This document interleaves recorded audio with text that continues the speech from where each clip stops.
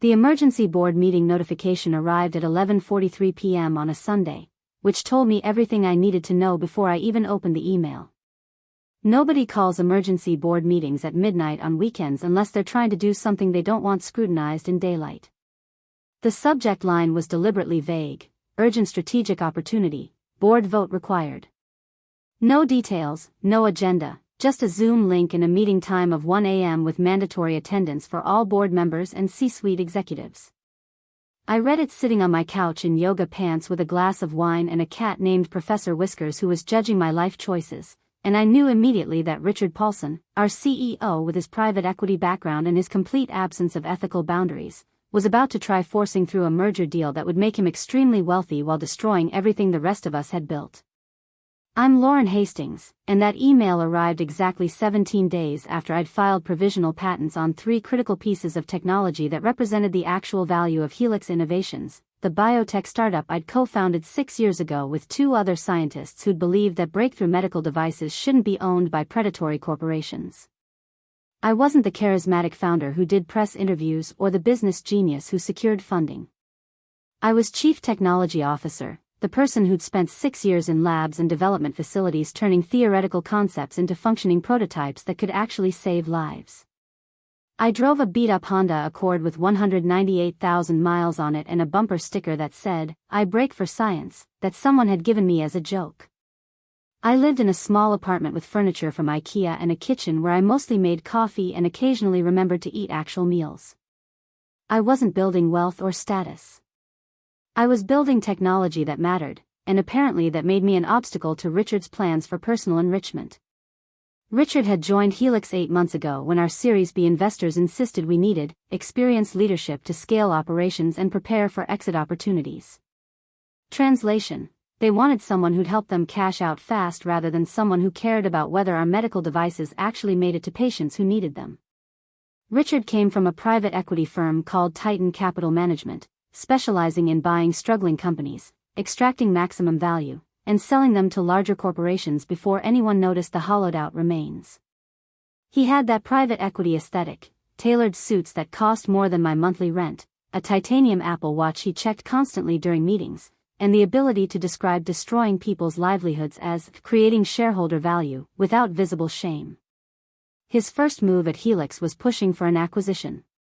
Not because the company needed it, but because a quick sale would trigger liquidity events that would make early investors and executives extremely wealthy while leaving employee stockholders and actual stakeholders with minimal returns.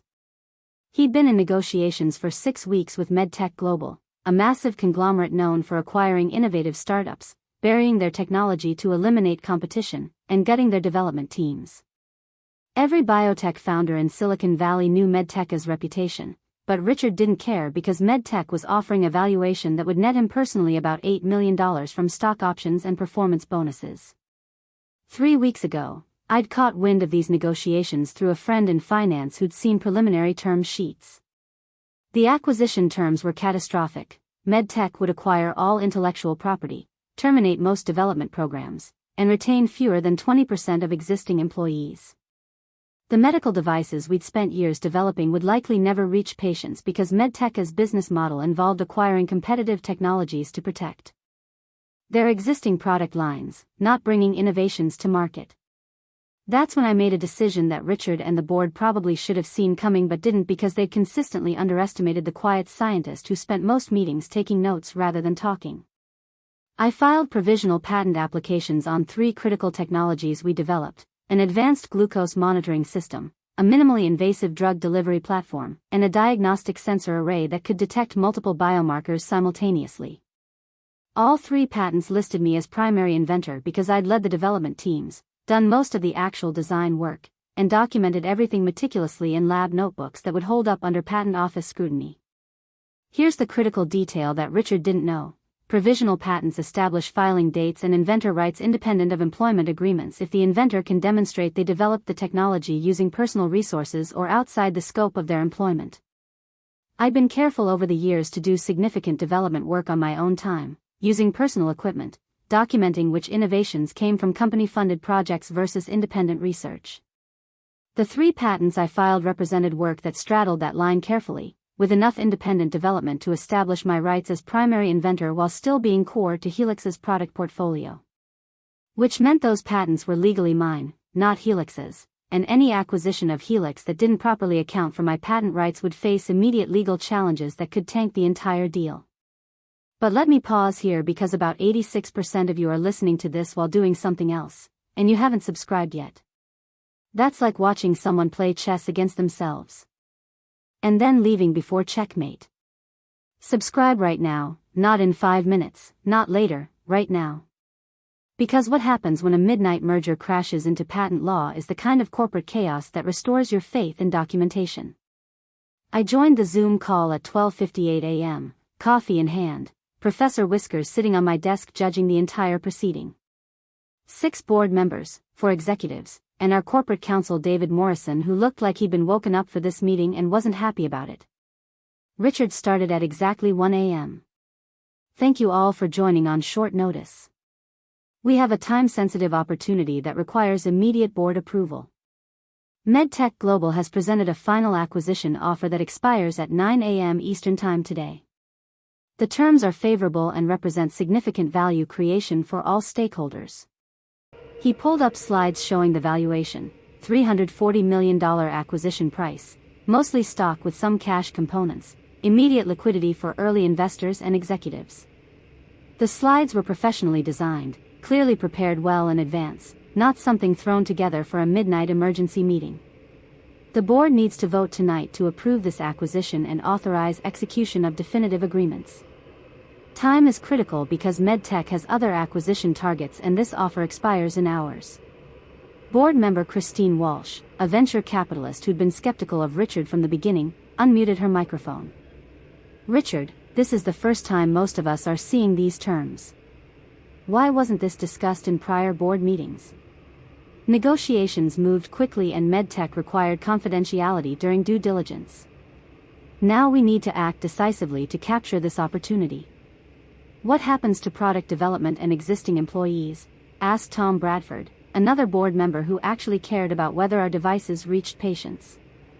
MedTech will evaluate all programs and make decisions about resource allocation based on their strategic priorities.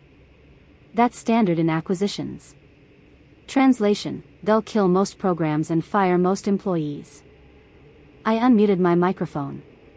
Richard, does MedTech's due diligence include review of all intellectual property ownership? He looked annoyed at the interruption. Of course. All IP has been disclosed per standard acquisition protocols. Including the 3 provisional patents I filed 3 weeks ago. Complete silence. Richard's expression shifted from annoyed to confused to something approaching panic in about 2 seconds. What patents? Provisional patent applications filed September 3 with the USPTO covering glucose monitoring systems, drug delivery platforms, and diagnostic sensor arrays. All listing me as primary inventor based on independent development work documented in personal lab notebooks. David Morrison, our corporate counsel, suddenly looked very awake. Lauren, can you elaborate on these filings? I filed provisional patents on 3 core technologies that represent approximately 70% of Helix's current product value. The patents establish my rights as inventor based on development work conducted partially outside my employment scope using personal resources. Richard's face was doing something interesting now, cycling through confusion, anger, and realization that he might have a problem. Those technologies were developed during your employment. They belong to Helix. Portions were developed during employment using company resources. Portions were developed independently using personal equipment and personal time. Patent law recognizes inventor rights in such cases. I have documentation establishing the independent development timeline. David Morrison jumped in. Richard, were these patents disclosed in the IP schedules provided to MedTech during due diligence? I wasn't aware of any patent filings outside standard company submissions. Then no, they weren't disclosed, which means MedTech's acquisition is based on incomplete IP information. If these patents are valid, and Lauren maintains inventor rights, the acquisition terms would need significant modification. Christine Walsh spoke up again. I move to table this vote pending complete IP review and legal analysis of these patent claims. We can't approve an acquisition with disputed intellectual property. The offer expires in 8 hours, Richard protested. If we don't vote tonight, we lose this opportunity. If we vote tonight and the acquisition falls apart due to undisclosed IP issues, we face liability for breach of representations and warranties, David said flatly. I strongly recommend postponing this vote until we have complete information. Richard tried arguing for another 10 minutes, but the board wasn't budging. By 1:47 a.m., the vote was tabled pending IP review, and Richard was asked to inform MedTech that Helix needed additional time for due diligence verification. The Zoom call ended. I sat in my apartment drinking cold coffee while Professor Whiskers continued judging my life choices, and I knew that Richard would come after me hard for derailing his acquisition. The attack came the next morning at 9:23 a.m. via email from Richard and copied to the entire executive team and board. Lauren's patent filings represent a breach of her employment agreement and misappropriation of company IP. We're referring this to legal for immediate action and demanding she withdraw all patent applications. I forwarded the email to my patent attorney, Catherine Wu, who specialized in inventor rights and had reviewed my documentation before I filed the provisionals. Her response was immediate: don't withdraw anything. Your documentation is solid. If they challenge your patent rights, we'll defend them and likely win. More importantly, any litigation over these patents would create uncertainty that would tank the MedTech acquisition entirely. That afternoon, David Morrison called me directly. Lauren, I need to understand the full scope of these patents and your documentation. Richard is pushing for aggressive action, but I need to assess whether that's legally advisable. I sent him everything: lab notebooks with dated entries showing independent development, receipts for personal equipment purchases, time-stamped files showing work done on personal computers outside business hours, and detailed documentation of which innovations came from company projects versus independent research. David called back 3 hours later. This documentation is extremely thorough. You have a strong case for inventor rights on significant portions of these technologies. If Helix challenges your patents, we'd face extended litigation with uncertain outcomes. More critically, MedTech's acquisition depends on clean IP ownership, and disputed patents would make that impossible. What happens now? Richard wants to fight this, but I'm advising the board that litigation would be expensive, time-consuming, and would definitely kill the MedTech deal. There may be a negotiated resolution that works better for everyone. The next board meeting happened 2 days later, this time at a reasonable hour with proper notice. Richard was conspicuously absent, reportedly dealing with MedTech communications. Christine Walsh led the meeting. We've reviewed Lauren's patent documentation with independent counsel. The assessment is that her inventor rights claims are valid and would likely withstand legal challenges. This creates significant complications for any acquisition scenario. Tom Bradford asked the obvious question. What are our options? David Morrison outlined 3 scenarios. First, we could litigate Lauren's patent claims, which would take years and likely destroy any acquisition opportunity. Second, we could negotiate a settlement with Lauren that clarifies IP ownership and allows the MedTech deal to proceed. Third, we could reconsider whether the MedTech acquisition is the right path given the IP complications and the concerns several board members have raised about their development priorities. Christine Walsh spoke clearly. I've been skeptical of this acquisition from the beginning. MedTech's track record with acquired companies is terrible, and their plans for our development programs would likely result in none of our devices reaching patients. Lauren's patents don't just complicate the deal, they give us leverage to reconsider whether a quick exit serves our mission of actually delivering medical innovations. The board discussion continued for 90 minutes. By the end, the vote was unanimous: decline the MedTech acquisition and explore alternatives that would allow Helix to remain independent while bringing products to market. Richard Paulson resigned 3 days later, citing strategic differences with the board regarding company direction. Translation: the board blocked his plan to get rich quick from an acquisition that would have destroyed the company. 2 weeks after Richard's departure, the board brought in a new CEO, Jennifer Park, a medical device industry veteran who'd spent 20 years actually bringing products to patients rather than flipping companies for profit. Her first move was negotiating a licensing agreement with me for the 3 patents, establishing clear joint ownership while protecting my inventor rights and ensuring I'd benefit financially if the technologies reached the market. 6 months later, Helix secured Series C funding from investors who actually cared about medical innovation rather than just quick exits. The terms included board seats for people with medical device expertise and explicit protections against acquisitions that would bury our development programs. 1 year later, our glucose monitoring system entered clinical trials. The drug delivery platform was in advanced prototype testing. The diagnostic sensor array was being evaluated by hospital systems for pilot programs. 18 months after that midnight merger attempt, I ran into Richard Paulson at a biotech conference in San Francisco. He was working as a consultant for early-stage companies, no longer a CEO, probably because word travels fast in tight industries about executives who try to force through midnight mergers without proper due diligence. "Lauren," he said, attempting professional courtesy. "Congratulations on the clinical trials. Impressive progress." "Thank you."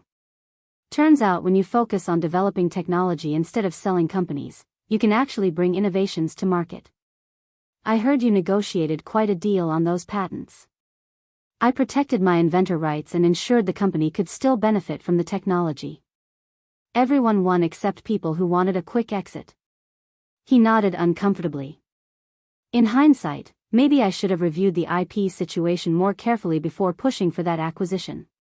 In hindsight, maybe you should have cared about whether our devices actually helped patients instead of just whether they made you wealthy."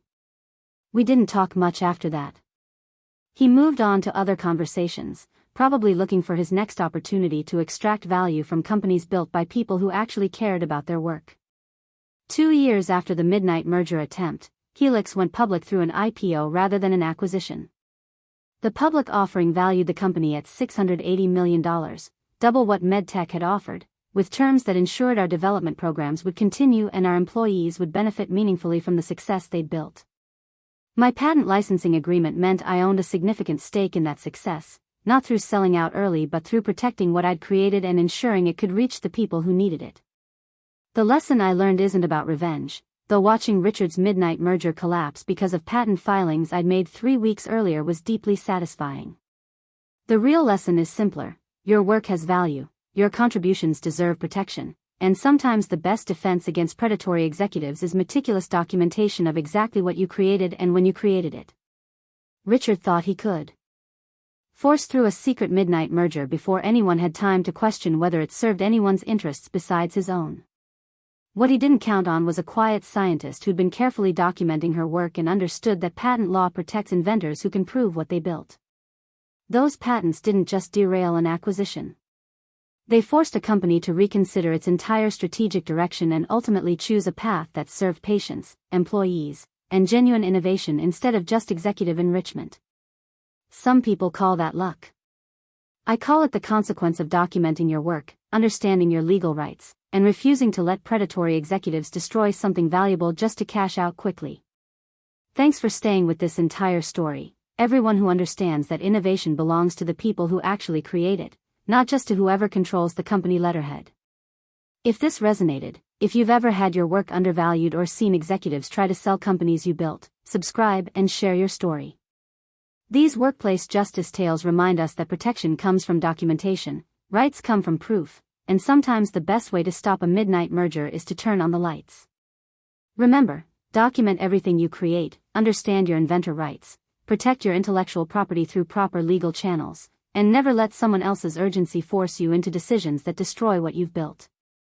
Your innovations are yours, your work deserves protection, and midnight meetings are usually signs that someone's trying to do something they don't want examined in daylight. Stay documented, stay protected, and always turn on the lights.